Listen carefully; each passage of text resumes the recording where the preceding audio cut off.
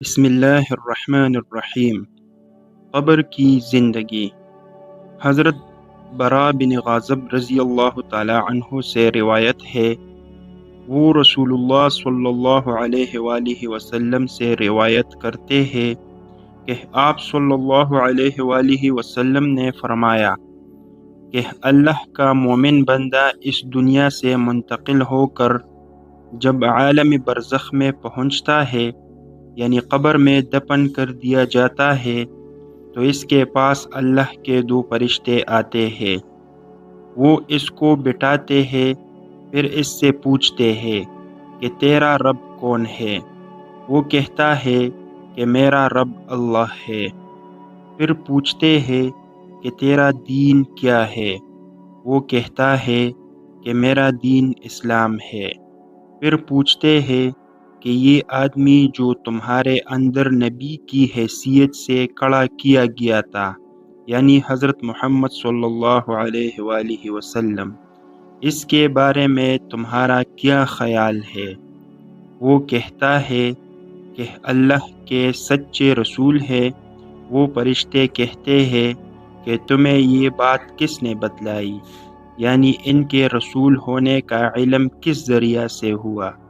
وہ کہتا ہے کہ میں نے اللہ کی کتاب پڑھی، اس نے مجھے بتلایا کہ یہ اللہ کے رسول ہے، تو میں ایمان لایا اور میں نے ان کی تصدیق کی۔ رسول اللہ صلی اللہ علیہ وآلہ وسلم فرماتے ہیں کہ مومن بندہ کا یہی جواب ہے جس کے متعلق قرآن مجید میں اللہ تعالیٰ کا ارشاد ہے کہ یثبت اللہ الذین آمنوا بالقول الثابت فی الحیات الدنیا وفی الآخرہ۔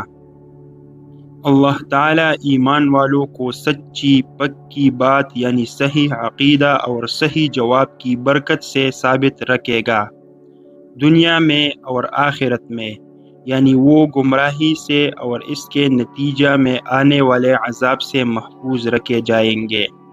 اس کے بعد رسول اللہ صلی اللہ علیہ وآلہ وسلم نے فرمایا، مومن بندہ فرشتوں کے مذکورہ بالا سوالات کے جب اس طرح ٹھیک ٹھیک جوابات دیتا ہے تو ایک ندا دینے والا آسمان سے ندا دیتا ہے، یعنی اللہ تعالیٰ کی طرف سے آسمان سے اعلان کرایا جاتا ہے کہ میرے بندے نے ٹھیک بات کہی اور صحیح صحیح جوابات دیے، لہٰذا اس کے لیے جنت کا فرش کرو اور جنت کا اس کو لباس پہناؤ، اور جنت کی طرف سے اس کے لیے ایک دروازہ کھول دو، چنانچہ وہ دروازہ کھول دیا جاتا ہے اور اس سے جنت کی خوشگوار ہوائیں اور خوشبوئیں آتی ہے، اور جنت میں اس کے لیے منتہائے نظر تک کشادگی کر دی جاتی ہے، یعنی پردے اس طرح اٹھا دیے جاتے ہیں کہ جہاں تک اس کی نگاہ جائے